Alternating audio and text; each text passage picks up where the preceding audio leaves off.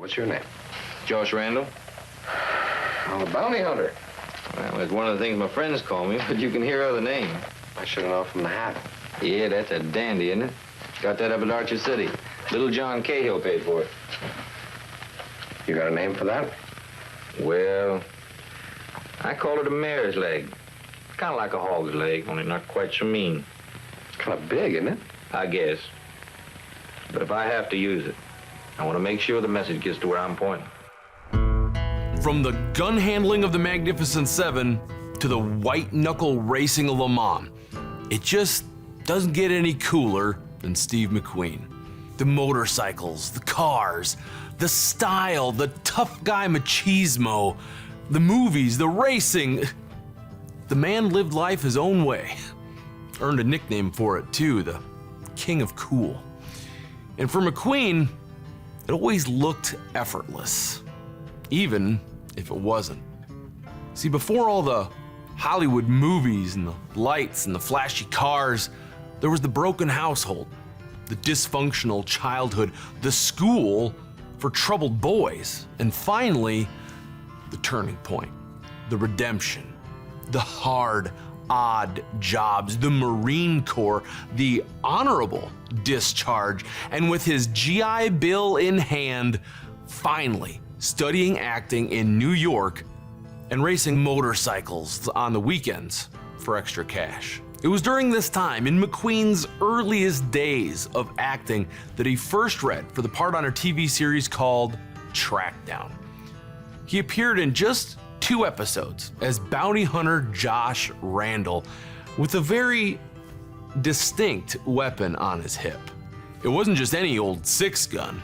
Randall packed a sawed-off, bob-tailed Winchester 1892, and Texas Ranger Hobie Gilman, played by one of McQueen's New York motorcycle racing buddies, took notice right away. Turns out everybody else took notice too. It only took 2 episodes of the young, handsome bounty hunter and the distinct heavy firepower of his mare's leg to earn him his own spin-off in 1958 called Wanted, Dead or Alive.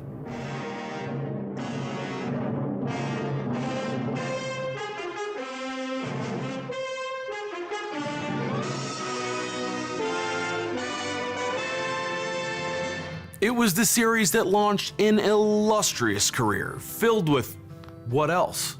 Cars, motorcycles, machismo, and style.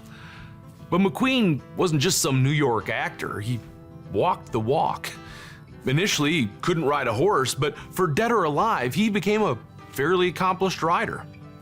He also learned to quick draw with the best, eventually even outdrawing known Hollywood quick draw artists such as Sammy Davis Jr., James Arness, John Payne, and Peter Brown. Steve beat them all with a 2/5 second draw of his mare's leg. He was also taught to point shoot by famed Hollywood gun coach Rod Redwing, and the rifle's custom spring-clipped holster is a product of noted holster maker Andy Anderson. Yes, McQueen was a pretty quick study, and in some cases, even a natural. And the gun that helped him attract so much attention and become instantly recognizable in a market flooded with westerns was this Winchester 1892. It's manufactured in 1918, and it was one of 3 created for the series, but this is the hero gun, easily distinguishable from the others that used octagonal barrels, while McQueen's primary weapon has a round one. For a young man who loved racing and customizing machines, and whose later career is best recognized for its movies with its hot cars and great motorcycles, a custom Winchester 1892 seems like divine foreshadowing.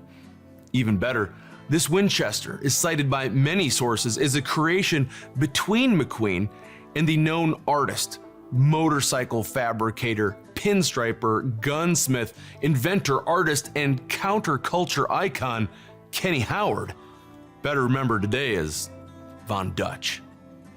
Could there be a more apropos gunsmith for McQueen then the rebellious, eccentric pioneer of Dutch vehicle customization.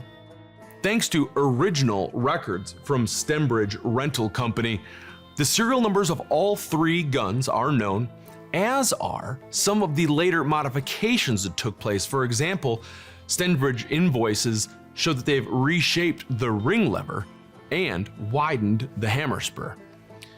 The gun's 9-inch barrel and just 19-inch overall length quickly earned the attention of the ATF, who famously forced producer John Robinson to pay the $500 manufacturer's tax and the $200 tax for each of the three guns, with a lot of newspapers and periodicals calling it likely the most expensive gun on TV at the time. The short length also meant a reduced capacity, where just 5 rounds of .44-40, even though, as is well known, it was .45-70 that were in the belt loops of his holster rig because it looked better on TV. The gun has no sights to speak of, front or rear, and an added barrel band up front adds to an already imposing figure. It wasn't the most practical arrangement, but it instantly captured imaginations. Not only did McQueen's gun draw attention and add to his character, it also single-handedly spawned the name Mare's Leg and legions of imitators who all wanted the panache of bounty hunter Josh Randall, especially in Hollywood. Now, while the rifleman Chuck Connors was produced at almost the same time by the same company and also used a Winchester 1892, the next year saw Johnny Ringo sporting a custom LeMat, the Rebel with a sawed-off scattergun strapped to his hip, and Detective Shotgun Slade was slinging a custom over-under combination gun. Even early on, McQueen was setting the benchmark for cool. The 3-year stint of Wanted Dead or Alive set McQueen up for a tremendous string of movie success in the 1960s with films such as The Great Escape, The Thomas Crown Affair, Bullet, Le Mans, The Cincinnati Kid, and even an Oscar nod for The Sand Pebbles. By 1974, he was the world's highest paid actor. Talk about rags to riches. Now we talk about Steve's love for machines, implying his lifelong love for motorsports and appreciation for fine watches. But it's no secret that the king of cool also delved into the world of firearms with a personal collection that included hunting rifles, shotguns, military arms, and handguns.